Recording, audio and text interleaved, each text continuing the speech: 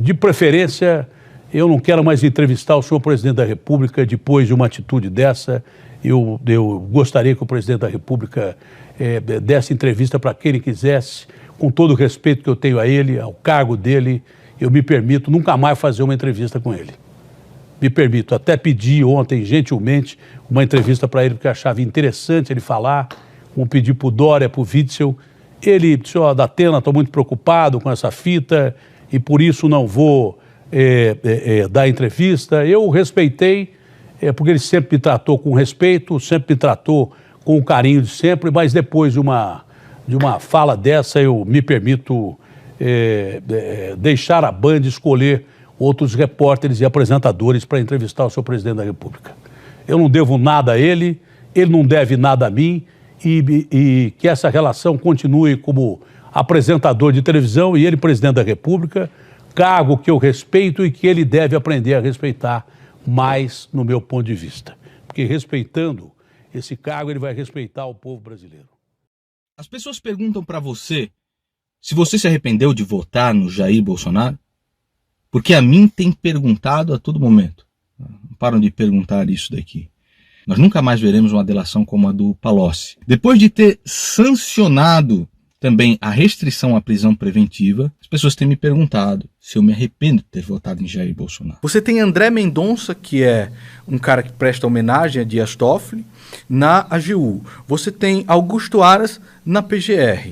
Você tem juiz de garantia aprovado. Você tem fundão eleitoral de aprovado, que é o mensalão legalizado. 2 bilhões, é foda, né, cara? Você tem o fundão eleitoral aprovado.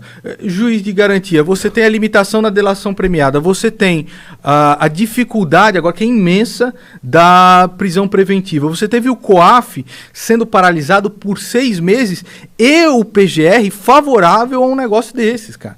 Então, você tem um inquérito ilegal do Supremo Tribunal Federal que o PGR é favorável. Então, mano, você vai fazer tudo que o PT quer, porque senão o PT volta? Se tu não acha que tu foi um pouco ingênuo em acreditar nesse cara que é 30 anos de deputado, botou os filhos tudo na política. Eu talvez tenha sido ingênuo. A gente estava conversando isso antes de ligar as câmeras aqui. Eu falei, eu talvez tenha sido ingênuo, porque eu realmente acreditei. Eduardo Bolsonaro estava preocupado com a embaixada. Eu falei, quando ele me ligou, eu falei, você é louco, cara. Você tá ficando louco, cara. Que absurdo é esse? Por exemplo, quem Bolsonaro escolheu para ser líder do Senado? Um cara chamado Fernando Bezerra, que é do MDB, que foi acusado de 5,5 milhões de propina durante o governo Dilma. Quem escolheu este cara para ser líder do Senado foi Bolsonaro.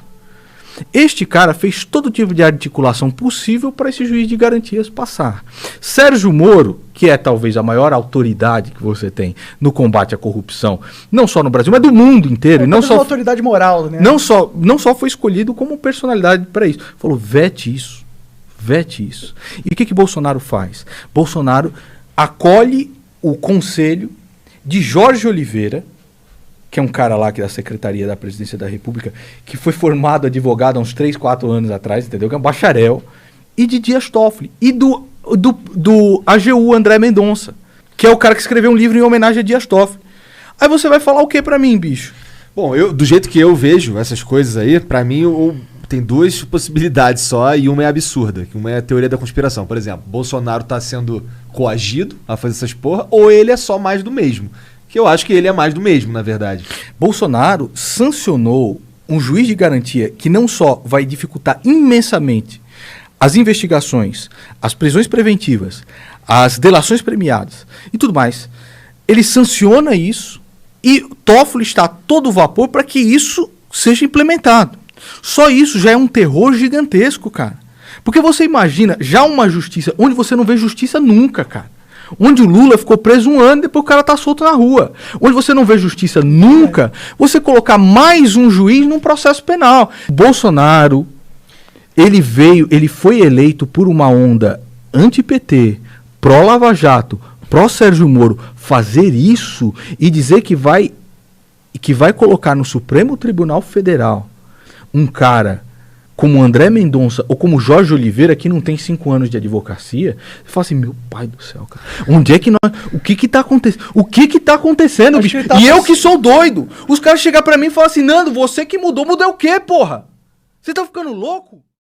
Então, como pode o novo governo vir e usar de uma tática que já é fracassada, que já provou que não funciona? Se o presidente fez merda, não subestime as pessoas, elas estão vendo que ele fez merda. Pelo amor de Deus, como pode vocês serem tão burros de criar a mesma estratégia do fracassado PT? Mas até os inocentes úteis estão diminuindo, porque eles estão acordando. Exatamente. As redes estão enfraquecidas, como aconteceu com o PT. Ou seja, é o que eu disse no início, é uma estratégia fadada ao fracasso. Por quê? Porque está construída sobre a areia. Vai ruir tudo, vai acabar. A falta de cumprimento das promessas, como por exemplo, vou usar minha caneta e extinguir a EBC. Cadê? Exatamente. Nessa hora a caneta do presidente não funciona. Exatamente. Vou usar minha caneta e não vou deixar passar bilhões para o fundo eleitoral, que é para o partido usar com propaganda política. Nessa hora a caneta não funciona.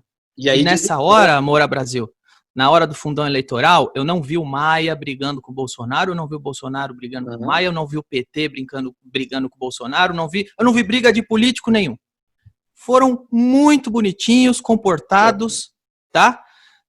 Souberam entrar num acordo e foi liberado bilhões para os partidos. Exatamente, 2 bilhões de reais, né? Quer dizer, o presidente poderia vetar e poderia apresentar outro projeto de lei com valor menor do que 2 bilhões de reais, que é um exagero para se fazer campanha política. Então, antes das eleições, o Bolsonaro esteve aqui na minha casa, me trouxeram ele através de um amigo comum, e pediu se eu podia apoiá-lo. Eu disse, olha, vamos ver, deixa chegar setembro, eu vou te observar e, conforme for, eu faço ou não um vídeo para você. Muito bem. Aí, no dia que eu ia combinar para fazer o vídeo com ele, houve um atentado. Eu digo, bom, eu tenho que cumprir minha palavra. Então, fui ao hospital e lá gravei, bem antes das eleições, eu gravei um vídeo onde eu manifestava meu apoio por ele. Logo a partir do 3º mês do governo, eu comecei a ficar preocupado com a ascendência muito evidente dos 3 filhos sobre o governo. Aí fui seguindo ele, fui acompanhando, até que chegou um momento que foi quando ele rompeu com o Bebiano. Eu fiquei muito traumatizado com aquilo, porque eu percebi que o Bebiano era uma pessoa honesta, gostava muito dele. Só que o Carlos e o Bolsonaro desmoralizaram publicamente o Bebiano. E eu pude acompanhar a história do Bebiano, a amargura, a tristeza do Bebiano, e aquilo foi me deixando sem mais acreditar no projeto Bolsonaro. Eu comecei a perceber que havia algo como sístole e diástole. Quer dizer, ele se vitimiza, ele arranja inimigos reais ou imaginários, ele pega, por exemplo, ele condecora o Maia, condecora o Alcolumbre, condecora o Toffoli. Em seguida ele vai, isso em off. Depois, publicamente, ele pede para que as pessoas vão às ruas em manifestações e ataquem o Maia, o Alcolumbre e o Toffoli. Eu fui percebendo esse tipo de vitimização e a necessidade de um inimigo, sempre real ou imaginário. Quando eu votei nele, eu achei que ele ia criar uma harmonia no país, que ele ia acabar, já que tinha aquele saque da quadrilha petista que acabou com o país e que colocou nós contra eles. Eu pensei que ele fosse fazer o contrário, que ele ia unir o país, que ele ia harmonizar o país. Não, ele continuou dividindo o país. Isso, para mim, é muito grave, esse esquema do gabinete de ódio, de destruição de reputações. Isso, para mim, não é legal, não faz parte da minha biografia. Então, meu irmão, sai fora. De fato, eu fui a principal aliada mulher do presidente Bolsonaro na época da campanha, aliada de primeira hora. Eu não pedi para sair candidata, ele bateu na porta da minha casa, tudo isso está registrado, colocou algumas pessoas como o deputado Júlia Lemos para tentar me convencer a ser candidata. Não foi muito fácil, né? Porque, de fato, a princípio eu não queria, era uma candidatura ao Senado que acabou virando uma candidatura a deputada federal. E a época em que o então candidato Jair Bolsonaro me procurou, ele estava iniciando a campanha. Eu já tinha um histórico no jornalismo, já era biógrafa do Sérgio Moro, já tinha mais de 10 prêmios como jornalista, uma carreira nacional como jornalista, estava escrevendo o 2º livro. Então eu não comecei com o presidente Bolsonaro, eu ajudei o Bolsonaro a trilhar um caminho e a buscar o voto da mulher. Porque à época, você se lembra bem, Natália, todos diziam, ele é machista, ele é homofóbico, ele é racista. Eu peguei ele pela mão e disse, não, ele não é machista, ele é machão. Porque eu realmente acreditava naquilo. Eu acreditava que o Brasil precisava de um homem forte, ou uma mulher forte, enfim, alguém muito forte, que viesse a romper aquele ciclo horroroso do PT. Eu lutei contra a banda podre do PT, eu lutei contra a banda podre do PSDB. Você vai ver quantos e quantos vídeos meus descendo a lenha, à época, no Aécio Neves, naquela turma, né, que muitos acreditaram, inclusive eu, e depois nos decepcionamos. Eu lutei a favor do Jair e agora estou lutando contra uma banda podre que se instalou no Palácio do Planalto, lamentavelmente, para cometer ilegalidades e imoralidades. O que levou o nosso ministro Sérgio Moro a sair do governo. Se eu estou aliada com o Dória, essa é mais uma fábrica de fake news. João Dória é do PSDB, eu sou do PSL, eu sou líder do PSL. Partido que abrigou Jair Bolsonaro quando ninguém queria abrigar. Basta dar um Google, não precisa ser muito inteligente não, dá um Google e vê o histórico. Eu sou líder do PSL na Câmara, eu represento o PSL, eu não sou do PSDB, eu não fico em cima do muro, não é o meu perfil. O meu perfil é de decisão, é de falar, é de dizer e de fazer aquilo que eu estou dizendo, é de cumprir em pé o que eu prometo sentada. Diferente do que está acontecendo, infelizmente, com a tropa do Jair, que eu tanto imaginei que fosse ajudar a mudar esse país. O Jair Bolsonaro, ele acabou se elegendo porque ele representou aquele candidato que ia tirar a esquerda do poder. E isso fez com maestria. Num segundo momento, o combate intransigente à corrupção. E no terceiro ponto, o resgate da segurança pública.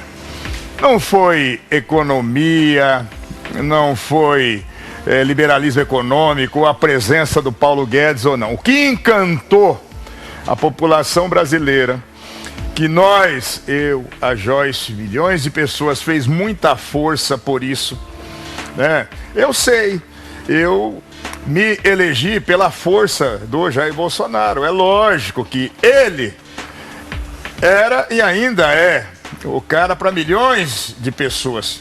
Mas eu quero dizer que todos nós fizemos muita força, principalmente depois que o Jair Bolsonaro sofreu a tentativa de assassinato aqui em São Paulo. Fomos nós, sabe? Não foi? Ele tinha o filho dele aqui que a característica é se omitir, e se omitiu. Fomos nós, sem recurso nenhum, sem nada, sem fundo partidário, sem nada, que construímos 12 milhões de votos para o nome do Jair Bolsonaro. O que a gente acabou vendo nesse momento, né, e que tem atrapalhado demais e está destruindo o governo Bolsonaro, é ele dar ouvido demais aos filhos e a um grupo que o cerca e acaba fugindo de compromissos. Por exemplo, o compromisso firme com o combate à corrupção. Na verdade, o que eu defendia sempre foi uma segurança rígida, né? Aquela questão da gente ter uma segurança mais eficaz. E participei de muitos movimentos na época da saída da Dilma Rousseff. Eu defendi muito o Bolsonaro porque eu enxergava nele a personificação dessas ideias. Eu passei praticamente 3 anos da minha vida com a camisa do Bolsonaro. Então, mas por isso mesmo eu me sinto confortável em fazer cobranças. Eu apoiei o presidente Bolsonaro, obviamente que eu não sou a responsável pela sua vitória, mas o conjunto de pessoas como Daiane é sim responsável pela vitória do presidente. E dentro desse conjunto, eu posso citar o Gentili, o Lobão, o Nando Moura, eu posso citar uma série de pessoas que ajudaram a abrir os olhos da sociedade de quem era a esquerda e vislumbrar no presidente Bolsonaro, através das suas ideias, né, que haveria ali uma esperança e uma possibilidade. Pelo contrário, quando o presidente Bolsonaro chega ao auge do seu poder com o Palácio do Planalto, é quando eu paro e digo assim, não, peraí, esse Bolsonaro do Palácio do Planalto não é o Bolsonaro para o qual eu fiz campanha, então eu não aceito essas deliberações dele. Então o oportunismo é o contrário, o oportunismo é o que o Centrão está fazendo agora. Não ajudou em nada, chamava Bolsonaro de louco, eu ouvi muitos deputados falando que o Bolsonaro era louco na época da campanha, que era saco vazio, que não tinha nada na cabeça, e agora estão lá defendendo o Bolsonaro presidente. Quem se desviou disso foi o presidente Bolsonaro. E são tantos desvios, Felipe, que a gente não consegue nem enumerar de uma forma prática. Teria que ter aqui um dia de programa para a gente lembrar. Tem coisa que eu vou esquecer quando eu desligar aqui. Mas a gente vê que um juiz de garantia, todo enfraquecimento da Lava Jato, que não é apenas teórico, é prático. É só a gente perguntar qual foi o último político do alto clero que a gente viu sendo preso agora nesse último ano. Então, a gente não vê isso. O presidente Bolsonaro fala, no meu governo não tem corrupção. Eu não posso dizer que tem, mas é engraçado a gente também dizer que o PT governou muito tempo usando o mesmo discurso. E foi preciso realmente uma mobilização social muito grande para que efetivas investigações ocorressem. E aí a gente descobriu toda a podridão nos seus anos finais. Então, se ele não é corrupto, né, da forma como o Lula, por exemplo, foi, a gente só vai saber disso quando todas as investigações e todos os fatos foram evidenciados.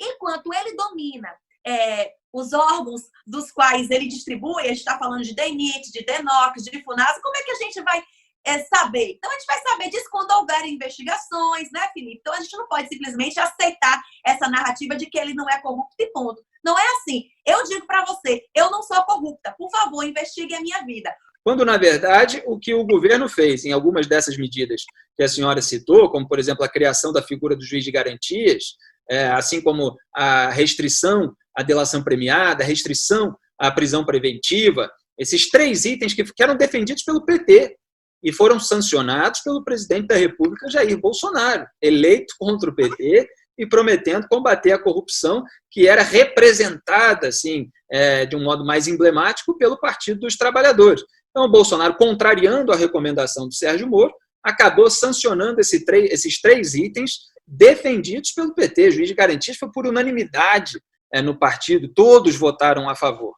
Eu costumo dizer que Bolsonaro é o maior garoto propaganda do Centrão, porque ele está hoje trabalhando para a manutenção do Centrão, Brasil afora. Você já imaginou o tanto de políticos do Centrão aqui no Nordeste que hoje distribuem água, né, através dos órgãos que o Bolsonaro está passando para esse pessoal fazerem campanha para eles, mantê-los no poder. E cadê aquela renovação que o Bolsonaro tanto dizia?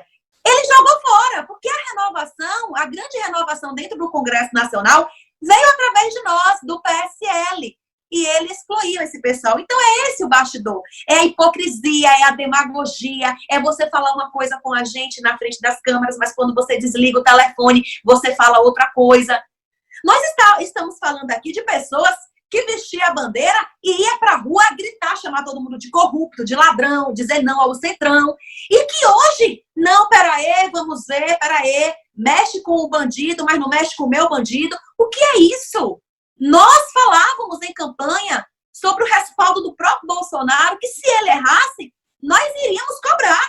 Cadê essa cobrança? Só que ele não ouvia e acabou que não ouviu ninguém, fez tudo como ele e a família dele quiseram fazer, e o resultado nós estamos vendo hoje. Então, não é porque um dia eu apoiei o presidente Bolsonaro que eu tenho que ser submissa a ele. Se ele continuasse com a mesma prática, porque o discurso ele ainda tem, da época de campanha, ele teria ainda o meu apoio, mas ele não tem a mesma prática dos discursos que ele fazia. Então, eu me sinto, sim, confortável e no direito de protestar, porque eu não falo apenas como parlamentar, eu falo também como eleitora.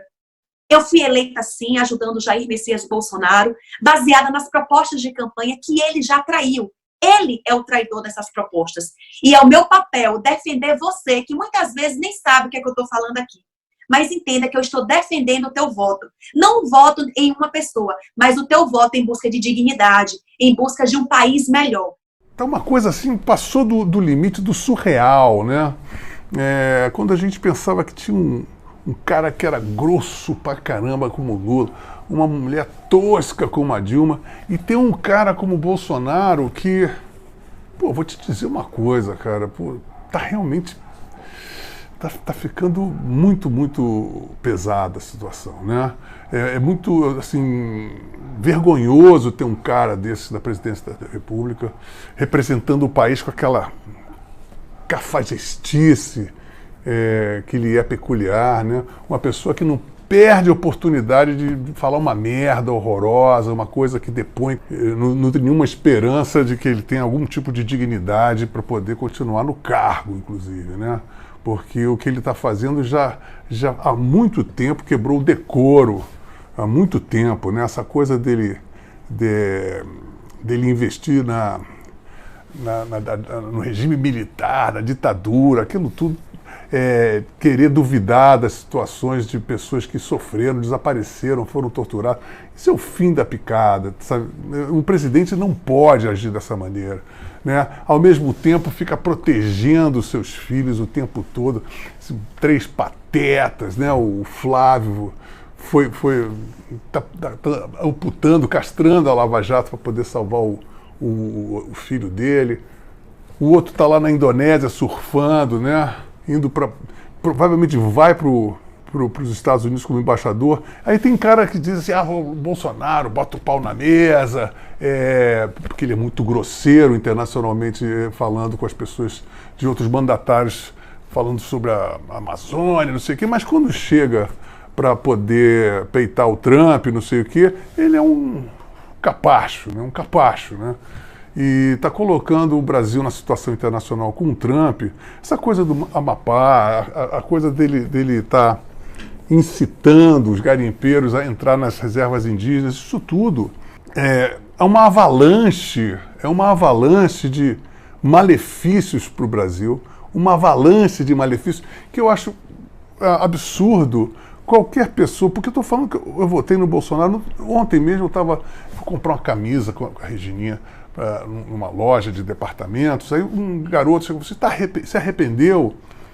Eu falei, arrependeu de quê? Dessas coisas, essas bobagens que você votou, não sei o quê. Votar no Bolsonaro, né?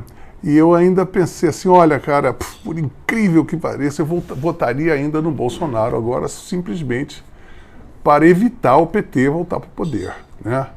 Mas chega uma hora que é muita merda, né? Porque para deixar de votar no Haddad, você tem que cair no colo desse crápula, né? Desse imbecil, desse tosco, essa pessoa delirante, né? Uma pessoa vislumbrado, o Bolsonaro ser uma pessoa boa, isso não está acontecendo, ele já deixou bem claro que ele é uma pessoa má, uma pessoa do mal.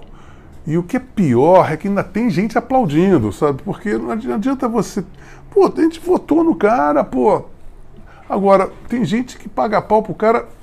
Se o cara fizer um cocô na cabeça do cara, o cara vai dizer, mas o Bolsonaro é um mito e não sei o que, não sei o que lá.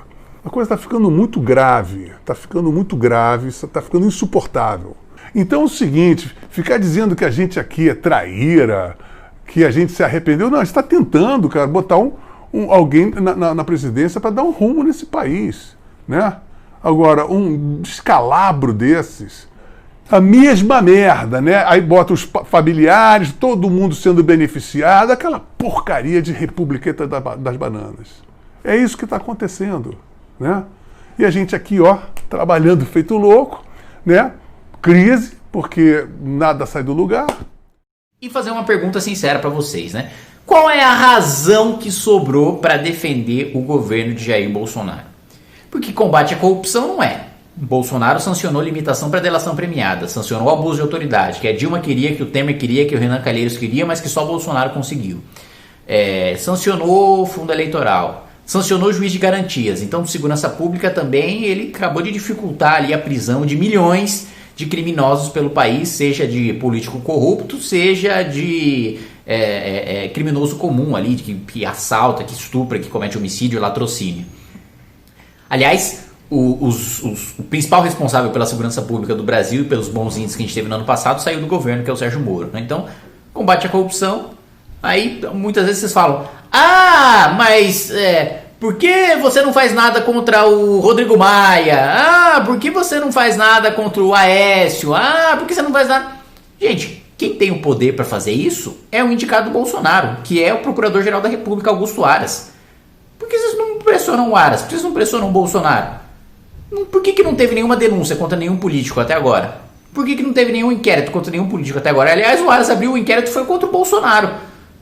Então, vocês estão cobrando o cara errado. Eu não sou Ministério Público. O meu papel é fiscalizar o poder executivo. O poder que eu tenho de fiscalização, de pedir requerimento, de apresentar denúncia, é contra o presidente da República. Só. Se eu fosse senador, isso poderia ser até contra o ministro do Supremo, mas não sou senador. Então quem tem poder de denunciar, de prender, de agir contra deputados e senadores é a Procuradoria-Geral da República nomeada pelo Bolsonaro. Quantos deputados foram presos? Quantos deputados foram denunciados? Quantos deputados foram investigados? Pô, o Bolsonaro que nomeou Augusto Aras. E aí? Qual que é a motivação? Se o Bolsonaro quisesse acabar com a velha política, com o Centrão, o que quer que seja, primeiro, não estaria dando cargo pro Centrão. Que aí é outra razão, né? Uma das razões para apoiar o Bolsonaro era nomeações técnicas e profissionais.